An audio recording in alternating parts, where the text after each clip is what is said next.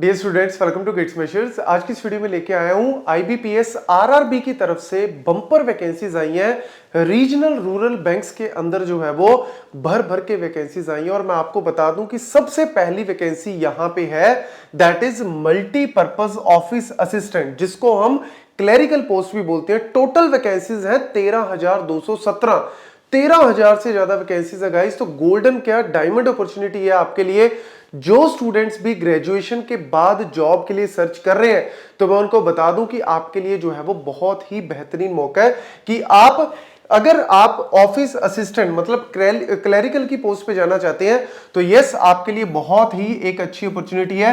Clerical में तकरीबन 7972 मतलब 8,000 के राउंड वैकेंसीज है क्लरिकल में। यहां पे अगर मैं बात करूं ऑफिसर रैंक में, तो ऑफिसर रैंक में स्केल 1, स्केल 2 एंड स्केल 3 सारी वैकेंसीज है। स्केल 1 में मेनली हमारे पास आ जाता है जी पीओ, प्रोबेशनल ऑफिसर, और आरआरबी में प्रोबेशनल ऑफिसर की वैकेंसीज है तकरीबन 3907 3907। तो 4,000 के राउंड वैकेंसीज है पीओ के अंदर। और इसके अलावा जो स्टूडेंट कहते हैं कि सर हम तो सीएससी वाले हैं, आईटी वाले हैं, क्या आईटी ऑफिसर की भी वैकेंसीज आई हैं? स्पेशलिस्ट ऑफिसर में भी बहुत सारी वैकेंसीज हैं, जैसे लॉ से रिलेटेड है, एग्रीकल्चर से रिलेटेड है। लेकिन अगर मैं बात करूं स्पेशली आईटी ऑफिसर की, तो आईटी ऑफिसर में निकली है स्केल 2 की वैकेंसी, जूनियर मैनेजर जिसको बोलते हैं, क्योंकि सीनियर मैनेजर फिर स्केल 3 में आ जाता है। तो यहां पे मैनेजर की जो स्केल 2 की वैकेंसीज है वो है 87।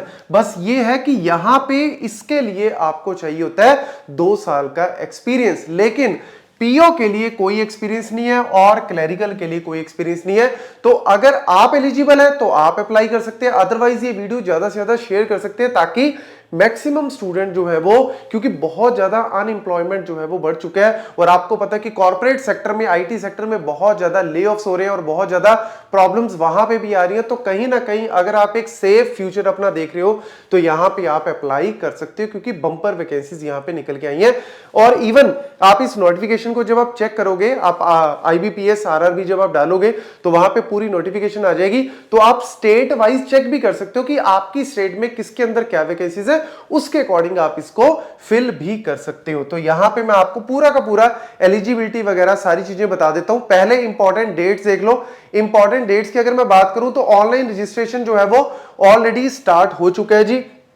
आपका जो 1 सितंबर से स्टार्ट हो चुका है और 20 दिन का टाइम है, 21 तक है। तो आपके पास बहुत ज्यादा टाइम नहीं है, तो फटाफट से जो है वो आप इसको अप्लाई कर सकते हैं। और यहां पे अगर मैं बात करूं, इसका जो एग्जाम है, प्री जो आपका एग्जाम है वो एग्जाम होने जा रहा है इसका दिसंबर में। प्रीलिमिनरी का जो एग्जाम है, देखो जो क्लरिकल है, जो पीओ है, उसके लिए आपको लगेंगे 2 एग्जाम, मतलब पहले आपका प्री होगा फिर होगा मेंस। लेकिन जो स्केल 2 की, जैसे आईटी ऑफिसर की स्केल 2 की वैकेंसीज है जिसमें 2 साल का एक्सपीरियंस चाहिए, उसमें आपका सिर्फ एक ही एग्जाम है, उसी के थ्रू जो है वो आपका आगे इंटरव्यू में जा सकते हो। तो ये मैं आपको, वैसे मैं आपको पूरा सिनेरियो बता ही देता हूं, बट जिनका भी प्री का एग्जाम है वो मैं आपको बता दूं कि उनका एग्जाम जो है वो आपका दिसंबर में होने जा रहा है। दिसंबर जनवरी का इनका टाइम जो है वो दिया हुआ है, तो उसके अकॉर्डिंग जो है वो इवन आईबीपीएस का कैलेंडर भी जो है वो आपका पब्लिश है, उस पर भी जाके भी आप देख सकते हो कि आपका एग्जाम जो है वो दिसंबर के मंथ में होने जा रहा है। तो इसीलिए प्रिपरेशन जो है वो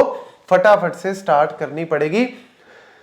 यहां पे अगर मैं बात करूं ऑफिस असिस्टेंट की, जो मैं क्लरिकल की बात कर रहा हूं, तो क्लरिकल में पोस्ट एक्चुअली इसीलिए बता रहा हूं क्योंकि मैं अपने चैनल पे मेनली कंप्यूटर साइंस का ही बताता हूं, लेकिन बहुत से स्टूडेंट ऐसे होते हैं जो कि टियर 3 कॉलेज से बिलोंग करते हैं, जहां पे बहुत सारी कंपनीज वगैरह या ये सिनेरियो नहीं होता, या फिर उनको होता है कि यार मेरे को अपनी स्टेट के अंदर ही रहना है, गवर्नमेंट जॉब का एक होता है कि मेरे को गवर्नमेंट जॉब लेनी है। तो भैया मैं उनके लिए जरूर बोलूंगा कि वो लोग पीओस के लिए अप्लाई कर सकते हैं, लेकिन अगर आपका एप्टी रीजनिंग वाला ये टॉपिक थोड़ा ठीक ठाक है तो डेफिनेटली आपको पीओस के लिए। और कुछ ऐसे भी होते हैं जिनको होता है कि यार मैं क्लरिकल से अगर स्टार्ट करना चाहता हूं, तो वो भी आपके पास एक ऑप्शन है।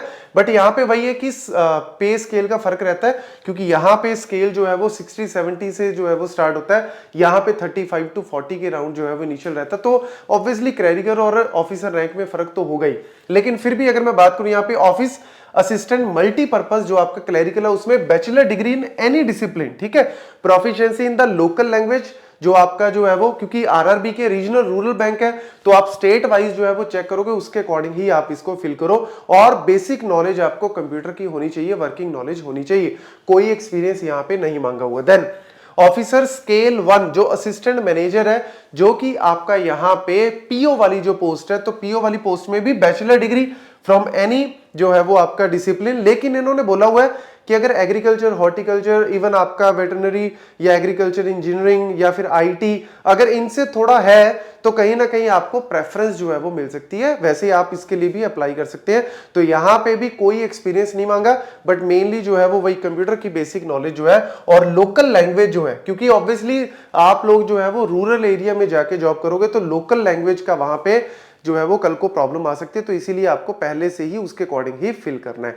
ये जो मैं आपको बोल रहा हूं, जो आपको एसओ स्पेशलिस्ट ऑफिसर जो आईटी ऑफिसर है, इसके अलावा एग्रीकल्चर लॉ, उसमें आपके पास यहां पे स्केल 2 की जो वैकेंसीज है, तो स्केल 2 में आपके मैनेजर की पोस्ट है और इसमें 2 साल का एक्सपीरियंस जो है वो मांगा हुआ है। तो ये जो है वो आईटी ऑफिसर वाले कोई स्टूडेंट है जो कहते हैं कि हमें जाना है, तो वहां पे 2 साल का एक्सपीरियंस होना चाहिए, तभी आप इसके लिए अप्लाई कर सकते हो।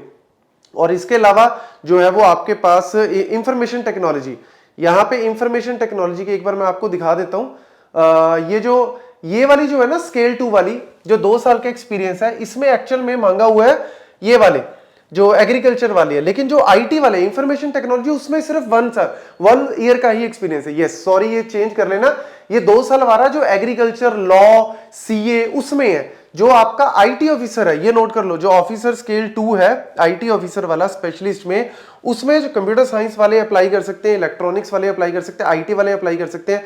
50 डिग्री ये आपके पास जो है 50% मार्क्स। इसके अलावा डिजायरेबल सर्टिफिकेट इन दीज अगर है तो अच्छी बात है, बट अप्लाई तो आप फिर भी कर सकते हो।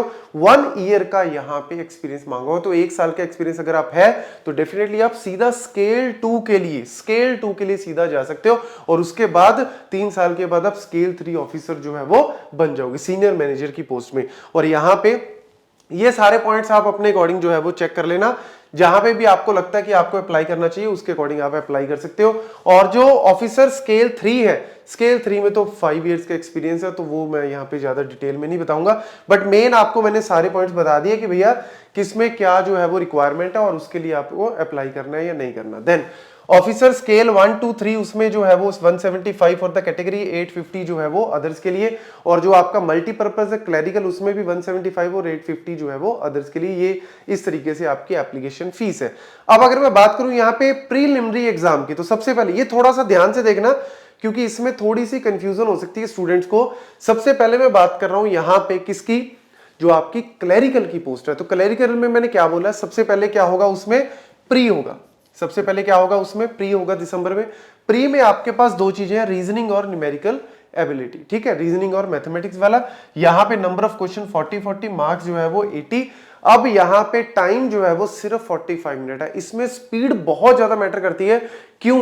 क्योंकि यहां पे कट ऑफ जनरल की अगर मैं बात करूं तो 70 प्लस, मतलब 70 प्लस मार्क्स चाहिए, तब जाके आप प्री जो है वो क्वालिफाई कर सकते हो। तो ये कहीं ना कहीं जो है वो स्पीड वाली गेम यहाँ पे रहती है। पेपर इजी रहता है बिल्कुल, लेकिन स्पीड आपको यहाँ पे चाहिए मल्टीपर्पज वाले। तो जो प्री क्वालिफाई करेंगे वो आगे जाके फिर मेंस में जाएंगे।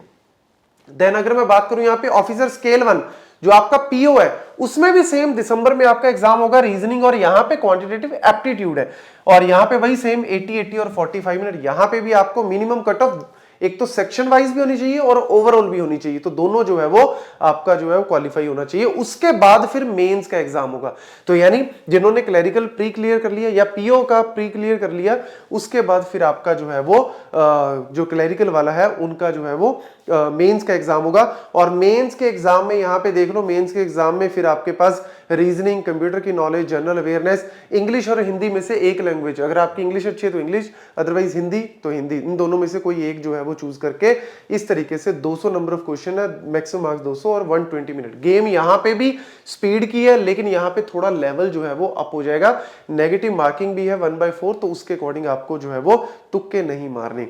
और जो स्केल 1 वही पीओ वाला, जिनका प्री जो है वो क्लियर होगा, तो यहाँ पे पीओ वालों के लिए भी आपके पास reasoning, computer knowledge, general awareness, English और हिंदी में से कोई एक, और एप्टीट्यूड इस तरीके से सेम ही है। लेवल जो है वो पहले से प्री से अप हो जाएगा। और अगर मैं बात करूं जो स्केल 2 वाले हैं, जो स्केल 2 वाले थे, स्केल 2 में जनरल बैंकिंग में मैं बात नहीं कर रहा क्योंकि लॉ और ये वाले लोग हमारे पास ज्यादा होते नहीं है, बट अगर मैं बात करूं स्पेशलिस्ट वाला कैडरे जिसमें आपके पास आईटी ऑफिसर वाली वैकेंसी आती है, तो आईटी ऑफिसर वाले में आपके पास यहां पे क्लियर कट दिखा हुआ है कि प्रोफेशनल जो नॉलेज है, जो आपके पास प्रोफेशनल नॉलेज है वो यहाँ पे 40 नंबर ऑफ क्वेश्चंस है, 40 मार्क्स है प्रोफेशनल नॉलेज के। रीजनिंग है, फाइनेंशियल अवेयरनेस है, इंग्लिश और हिंदी में अगेन फिर एक चूज करनी है, और कंप्यूटर नॉलेज भी है, again basic computer knowledge. Professional knowledge तो अलग से है जो थोड़ा सा लेवल अप होएगा, लेकिन यहाँ पे बेसिक कंप्यूटर नॉलेज और साथ ही साथ एप्टीट्यूड और डेटा इंटरप्रिटेशन। तो एक ही पेपर होगा यहाँ पे, और इस पेपर को जो क्वालिफाई करेंगे वो फिर आगे इंटरव्यू में जाएंगे। तो यहाँ पे स्पेशलिस्ट कैटेगरी में सिर्फ एक पेपर है, लेकिन पीओ और जो आपका क्लैरिकल है उसमें 2 पेपर प्री और मेंस है। ठीक है, तो ये 240 नंबर ऑफ क्वेश्चन है, 200 मार्क्स है, और यहाँ पे 150 मिनट में आपको इस तरीके से करना है। तो ये थोड़ा सा आप कह सकते हो कि दिसंबर तक का टाइम है, अच्छे से प्रिपरेशन आपको करनी पड़ेगी, क्योंकि कट ऑफ जो है मान के चलो कि हमें 60% मार्क्स तो मिनिमम लाने पड़ेंगे, और इवन इंडिविजुअल कट ऑफ भी यहां पे मैटर करती है, सेक्शन वाइज कट ऑफ भी मैटर करती है, तो वो भी आपको क्लियर करनी पड़ेगी। कट ऑफ कितनी मिनिमम होनी चाहिए वो उसके लिए मैं अलग से वीडियो बना दूंगा, लेकिन अभी फिलहाल सिर्फ ये लेके आया हूं कि भैया वैकेंसीज चेक कर लो, पूरी नोटिफिकेशन देख लो।